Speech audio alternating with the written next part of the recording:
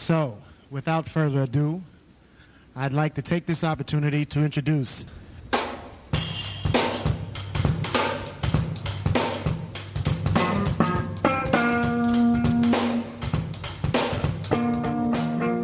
This is another in a series of live broadcasts enjoying the creative sounds of music and harmony. Hope you enjoy. So don't touch that dial. Keep it locked. Be tuned in and turned on. Welcome to the Talk Dirty to Me podcast with the Maestro. Not just numbers, not just stats. It's about what they mean. And now, your host, the Maestro.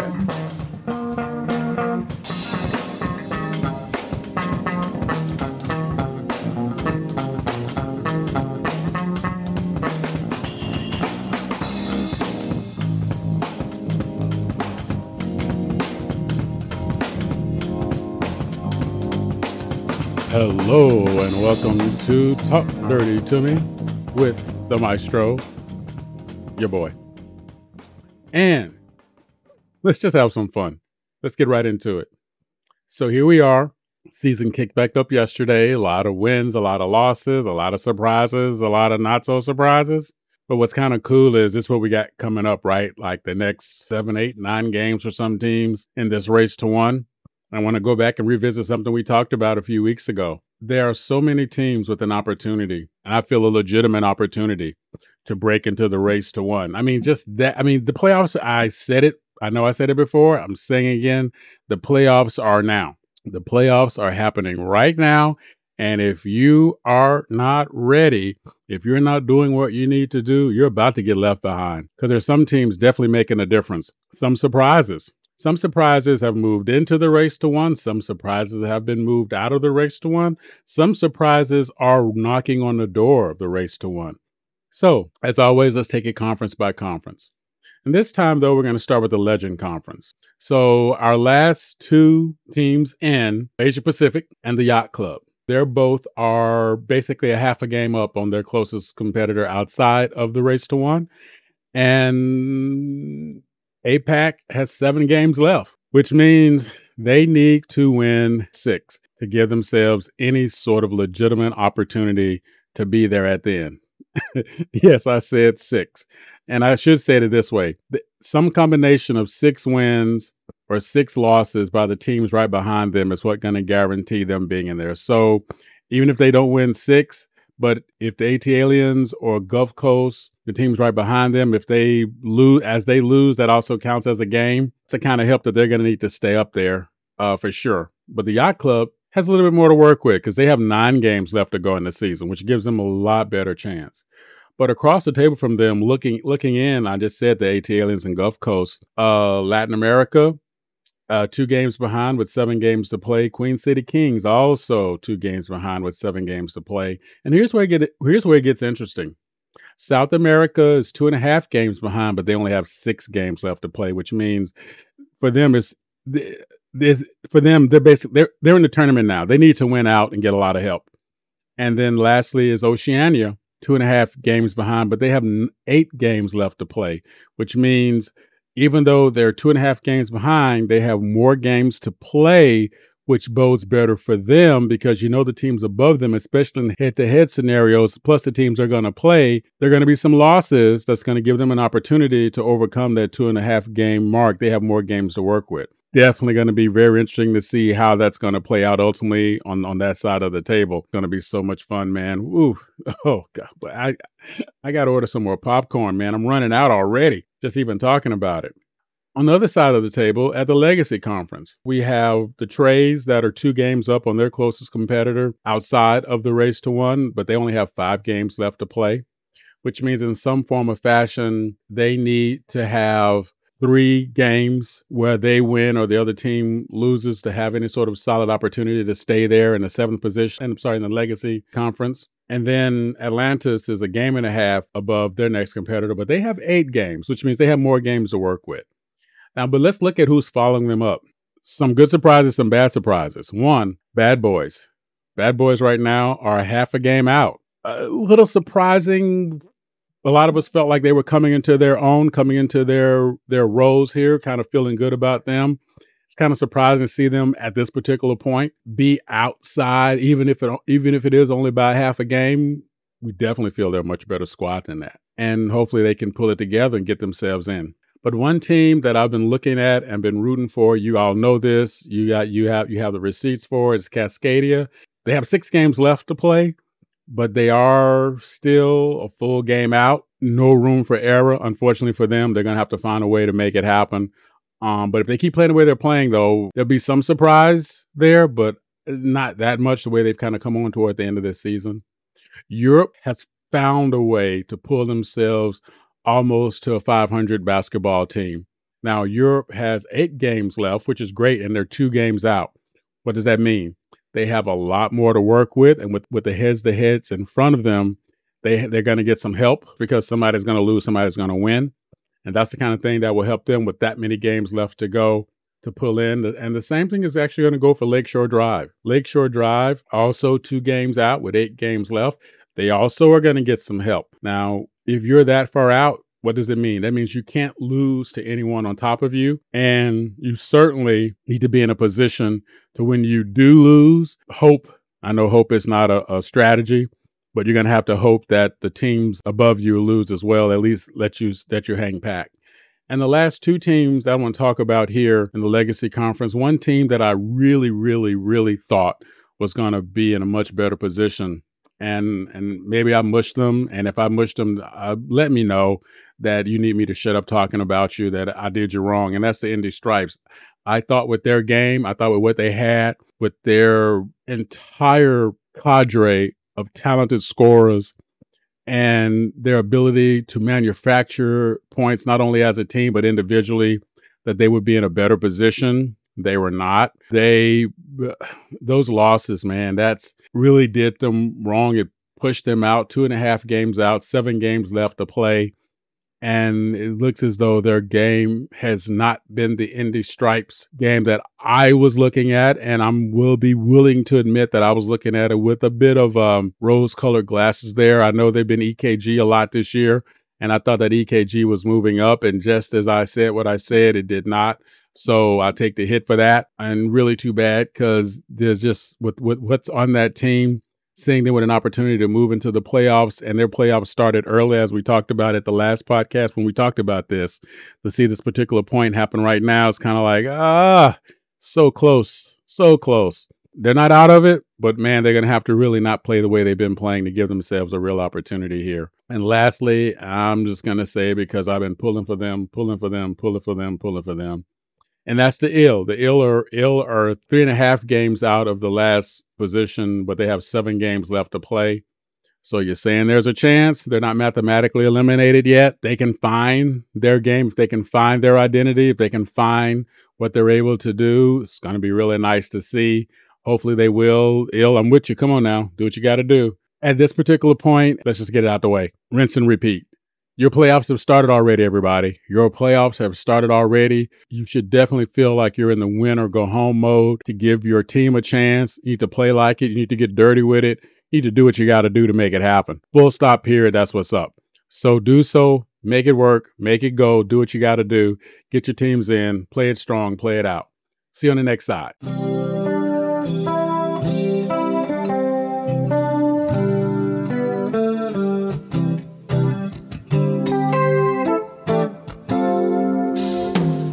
Thank you for listening to the Talk Dirty to Me podcast with the Maestro. Want to get involved? Bring it. Drop in discord.gg/SimWorld NBA. If you have the brain, Join as a coach. If you have the game, Join as a player. See the game, be be the game. But now, back to Talk Dirty to Me with The Maestro. Once again, for the Soul Children String section of Let's get back to some wonderful sounds.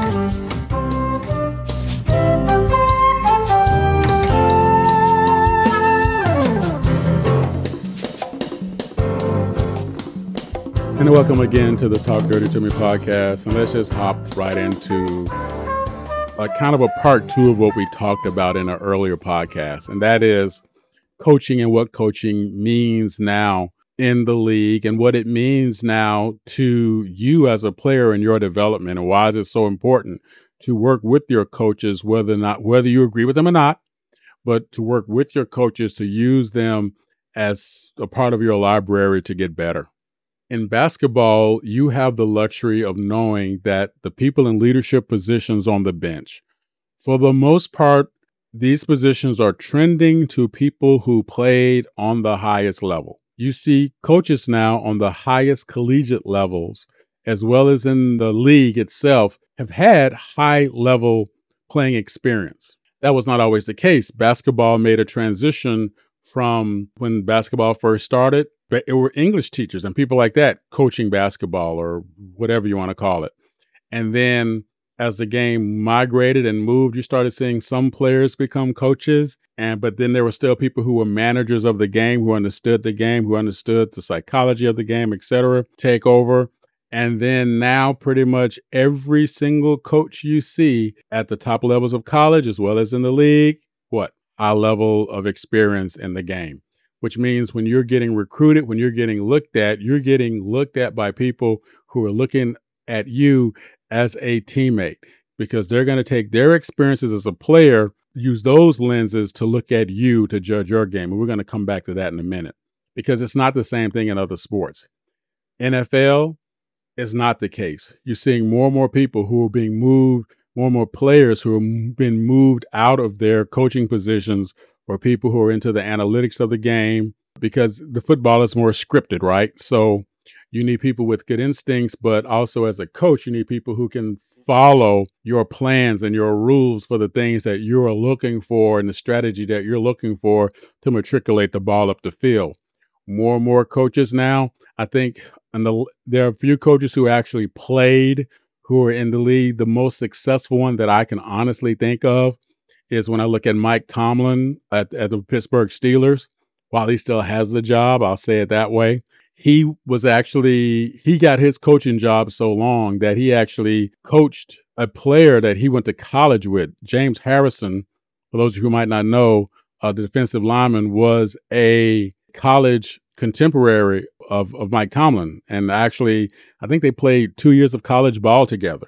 But after him, a lot of those guys who were in those positions, they might have played, but many of them, when you take a look at your NFL coaching rosters, very few. A lot of them are analytics guys. That's where that game is. And now, with more women moving up the coaching ranks, you're going to see fewer and fewer people who have actually played the game, but they actually know the analytics of the game, having those leadership roles. Baseball, there's a split. The early days of baseball, you had people who played the game, who were actually on a team, actually managing the team. We're going back to the late 1800s, early 1900s. Then those roles moved from being player manager to just manager of the team. And then we saw this big move of sabermetrics started to go down in the late 90s, perhaps mid-late 90s into the early 2000s, where we started seeing a rash of managers on teams, particularly in the early 2000s, that had no baseball experience on any level at all, but they knew how to read the sabermetric chart. They understood splits, exit velo. They understood spin rate. They understood the splits of a player and how they hit in a day game on Tuesday after 2 days rest versus a night game on Thursday after playing for 5 days in a row. All those little minutia numbers that you see sort of pile up, that's how they were playing the game. Now, very few of them had success. But what is interesting now is that game is transitioning back to the guys who formerly played the game. We look at some of the most successful managers now are all players or former players, up to including Dusty Baker of the Houston Astros. One day I should just do a podcast on Dusty Baker stories, because I got a lot of them. Not all of them are even good for a podcast, but I think he can tell you a lot about how the game was played back in the day. And he also probably is one of the few people who have the absolute best Hank Aaron stories of anyone that I've ever been around. Another manager, my favorite manager, because he coaches and manages my favorite team, is Brian Snitker of my Atlanta Braves. He was a player who's been in baseball nearly probably 60 years or something like that. Professional baseball, I think 50 years. but he is actually managing old school style baseball in a new sabermetrics league. Admittedly so, he says all the time how he's learning something every single day about how the numbers work, how things are put together, and what does that actually mean. So it's really good to see that he's willing to do that, and the success the team is having is definitely showing that you can mix the old world and the new world together. It helps when you have the greatest player on turf, and Ronald Acuna Jr., by the way, and a bunch of teammates around him who aren't that bad, since I think right now the Atlanta Braves are sending 8 players to the All-Star game, and they could legitimately send more. But anyway, I digress away from what we're really talking about, and that is what it means for you as a basketball athlete. How are you looked at? How are you examined? Well, you can bet dollars to donuts right now. You are being looked at and examined by someone who played the game at a high level. So they're going to think about what they want in a teammate first. Is it someone I can trust to work on their weak part of their game? Because that's something that a lot of young players can't admit, that they have holes in their game. Are there someone who's willing to look at the stability of their position in terms of what they're able to bring? That I don't need to score on every play. I need to position my team in a position to score. And if that means me scoring, then by gosh, I'll do it. Are you that aware? They're also going to look at, can they trust you to do what you need to do on a daily basis when the clock is not on to get better? I'm going to give you this example. I talked about players historically that were considered super shining stars. The first golden child, if you want to say that, was probably Darryl Dawkins, getting drafted right out of high school. Now, some other players got drafted right out of high school, Moses Malone, et cetera, but Darryl Dawkins was sort of the first golden child, and I think I talked about this in the previous podcast. But I'm going to give you an example of what it meant. That, he had the name Chocolate Thunder and dunking and breaking backboards. Just go YouTube Darryl Dawkins, and you can see he's also the first guy to legitimately block Kareem Abdul-Jabbar's skyhook.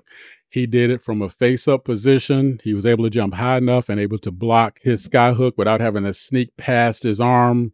Really amazing to see that go down. I think he was the only player to actually do that. But this guy did one thing in the off-season. And how do I know this? My pops was stationed in Aberdeen. He was actually a neighbor of Darryl Dawkins. So we would go out every morning. I go out running with my pops. And we would go out running, and Darryl Dawkins would be in his driveway shooting free throws. We'd come back from the run. He's still there shooting free throws. So after the course of a few weeks, something like that, Darryl Dawkins reached out, said hello. As we were kind of stretching, we got into this conversation. Of course, I knew who he was. My dad knew who he was too. And he gets into this conversation about working on his free throws for all those hours at a time. And what does it mean? But he also let us in on something else. He says he's already run before he came back to shoot free throws, which means my pops and I, we're heading out 5:30 in the morning. He's already done his run. He's shooting at 6 a.m. in the morning before he goes to work out in the gym. And he's shooting at work on his game at home before he would go to work out in the gym. It shows you the sort of dedication that he put into his game and why he became and why he was treated and respected as the kind of player that he was. It's really cool. Well, these people who are recruiting, these people who are looking, these GMs now, they're looking at you the same way. Are you giving them the game that they can say, I can trust this person, do what they need to do and how they need to do it to put us in a position to be successful? And the answer is very simply yes or no.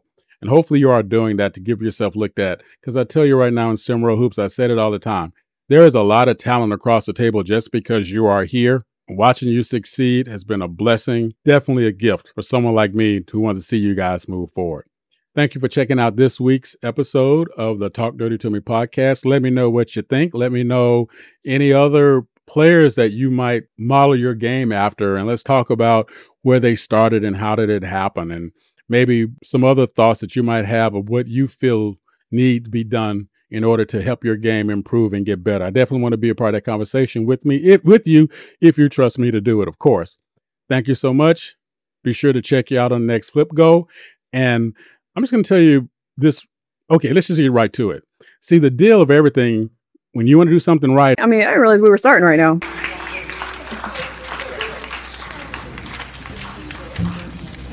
Thank you very much.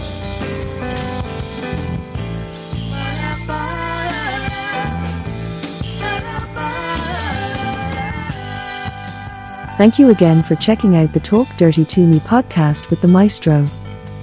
Drop a tag below and give us a piece of your mind. So, see you next time and talk dirty to me.